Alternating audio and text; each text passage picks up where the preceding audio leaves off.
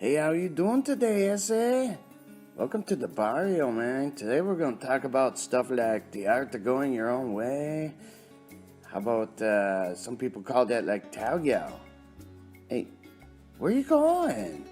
That Asian guy? No, he's not around today, man. He's off doing his own thing. We got some good stuff to talk about. You want to hear this from me. Anyways, get ready. Grab like pencil and paper or something. We're going to begin. Welcome to Lesson 7. This is Rules for an Unencumbered Successful Life. There's a choice every man must make, and that is to either raise oneself up from the muck and mire to become a self-actualized sentient being and live a life of options and opportunities, or to be a victim of circumstances and live life surviving like a hunted animal until you fall to a predator. And the world is full of predators. So, we're going to be talking about finances. These are some rules that I've come across that have done me well. And I'll just start. 1. Never share your positive financial status with anyone if you can help it. It's like chumming the water for sharks. People show up and they'll try to take a bite out of you every chance they get. If asked, I always say, I'm doing my best to make it, but it's always tight. It's no one's business on where you are, especially if you're doing very well for yourself. If they know you have money in the bank and they are always living from paycheck to paycheck due to their spending habits, it will create resentment towards you. Save yourself any crappy or awkward situations by keeping your mouth shut.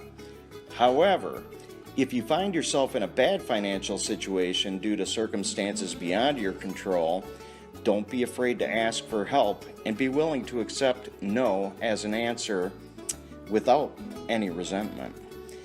If you do receive help, pay it back or pay it forward as soon as you're back on your feet. Never let a good deed done for you stay with you. Pass it on. 2. Oh, nice.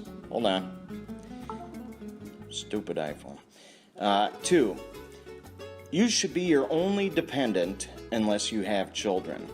You should be working with your children to make them as self-sufficient as possible and to not be a burden on you in perpetuity. Your spouse or significant other should never be your dependent if they're able-bodied. There is a cost to every person. Hold on. Sorry about that. My charging cable isn't the greatest and it sometimes kicks on and off. So, again, you should be your only dependent unless you have children. You should be working with your children to make them as self-sufficient as soon as possible as to not be a burden on you in perpetuity. Your spouse or significant other should never be your dependent if they are able-bodied. There is a cost to everything a person does in this world, and why would you freely pay it for other people when they are able to do it themselves but are too lazy? So, in a nutshell, you're going to want to avoid any relationships agreements that brings the government into your life. Keep your power.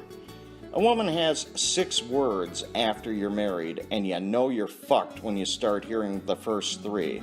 And those first 3 are, I'm not happy. The second 3 are,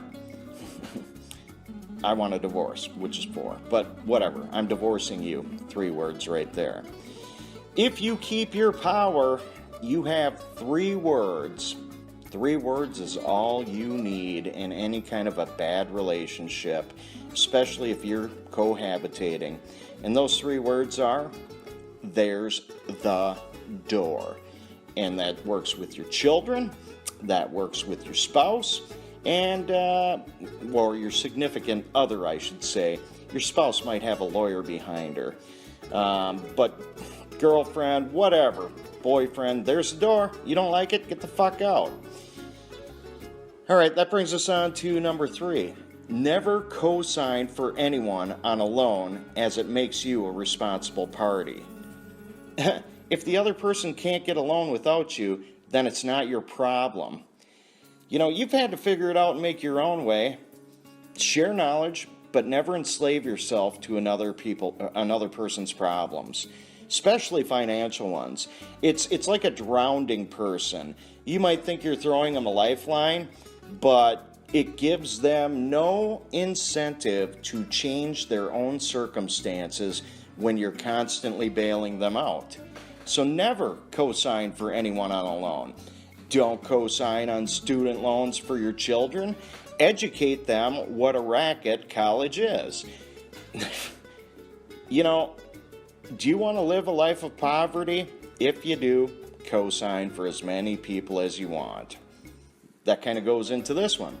Never pay anyone's bills but your own. This is a no-brainer. Obviously, there are exceptions to everything, but unless the person is very ill and cannot support themselves, then your choice on assisting them is yours. Never be pressured by anyone to help if you do not find it a worthy cause. You know, your mom or dad gets sick, your brother, and, you know, they're doing okay, but I'm talking you help them with subsistence living stuff, right? You help them with food, so they don't have to worry about that. I'm not talking you pay their car payment, their house payment and shit. I'm talking you help provide the necessities that they're having a problem doing, and it's up to them to handle the other things. Number 5, if you're keeping track, avoid credit card debt, as the interest will bury you if you're not paying it off every month. If you don't know what compound interest is, you better learn. Don't be a dumbass kid who goes out and gets a credit card and thinks that, oh, free money. Oh, I only borrowed $100. Yeah, you don't pay that back, it's going to be like 110, 120, 130. You let that sucker sit and not pay it off, or you don't pay bills, that's going to count against you. Keep your credit score good, boys and girls, if you want to do things in this world. That leads us to number 6. Always have an emergency fund. Start building it little by little. Ultimately, you'll want to have liquidity for 6 months minimum living expenses. Here's the thing. Most people live crisis to crisis. Brakes go out on the car, $300, $400, $500. New tires, $1,000. They don't have it, so what do? They go back up to number 5, credit card debt. So you need to start, it would be my suggestion that you should be putting away $10, $20, $30, $50 a month, whatever it is, and start building that up. Ultimately, if you're in debt, work your ass to get out of debt as quick as possible while building up that emergency fund in case you're working yourself out of debt, you get hit with something, you don't go into debt further. No, you call on that emergency fund you have. And then once that's depleted, you start building that up while you're still paying down your debt. No brainer. The other one, charity. Charity should be done with people you know. Never throw your pennies and dimes into a jar or give it to an organization where the money gets divided between paying the people doing it, and only some of the money, not all, actually goes to help the intended recipient. Listen, philanthropy and giving from abundance is an older established man's game. Your primary charity until you get established should be yourself. I'm not saying to be selfish, I'm saying that you need to be calculated in your giving. Also, sometimes helping actually hurts the one receiving. Just think about it before you do it. And one of the last ones I'm going to just touch on here, but I'm going to plan on doing a full-blown rant on this one. It's wealth building. I don't know if you've ever heard the term, how do you get wealthy? You spend less than you make, right? Easy enough. So, wealth building. You take your extra resources, plus investment, plus time, equals wealth. Well, I don't know anything about investing. I've never done that. Well, jump on the damn internet. You're on YouTube right now, right? Look on YouTube. How can I invest money? What are the different options? What kind of returns do different things give? You know, there's so many things. You can do like lending club where you're actually lending money to other people. I think that takes like a minimum $1,000 initial investment, and you can get return rates from 4 to 12% back, depending on what kind of risk you want to take. Yeah, there's risk in everything you're going to invest in, but the thing about it, putting money in the bank and just having it sit there, that's not going to grow anything. But you also want liquidity, right? So that might not be a choice. That's something where you'd park some money and just sit back and collect the interest. Reinvest the interest if you want to keep building it up and up. The key here is they say it takes 7 years to double your money on an investment, like a typical investment, right? Do your due diligence and research. Look at the different things you can do to invest your money. 401k plan? Yeah, might want to check. They've been changing that crap. And then you got the Democrats, 2009, 2010 Obama era, where they were saying, well, we're thinking about basically privatizing people's 401ks. And that means we're going to lock them in at their current contributions. That's just money for them to steal and spend on other stuff, and then print money to give back to you later. That means jack crap. So these are some of the things to think about with regards to finances.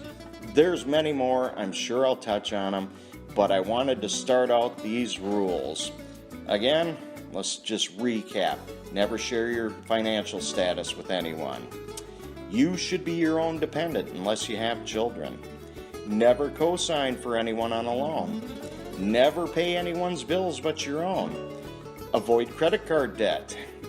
Always have an emergency fund. Charity should be done with people you know, and never from a place where you can't afford to give it. Only from a place of abundance. And if you are a younger man, like I said, your charity is you. You build that wealth up, and then once you have abundance and you feel comfortable where you're at living, at the level of your life that you've created for yourself. Obviously, we're going to want to get better and better, but there does come a point in time where your life circumstances aren't going to get any better. You go on the trips when you want to. You pay your bills, you got a roof over your head, you got food in your belly, and you got plenty of money and investments to last you for a long time through retirement. I mean, that's ultimately the goal. You don't know if you're going to be alive or dead tomorrow. So, but if you don't plan for the future and you're there for it, you're pretty much fucked. If you do plan for the future and you're not there to enjoy it, well, then you can either hand that money down to your children, you can divide it amongst your friends. If you know you got a terminal disease, I would basically do something quietly, as in cash out, and put it in envelopes and hand it to other people so they don't have to pay the frickin' evil taxes on it. And give other people a leg up while they're still here. But, again, choose wisely on where your charity goes. That's all for today. Remember, there is an art to going your own way. These are only suggestions. Take it, learn it, love it, live it, discard it, do whatever you want. My best to you, gentlemen. Have a good evening. TAOGYOW.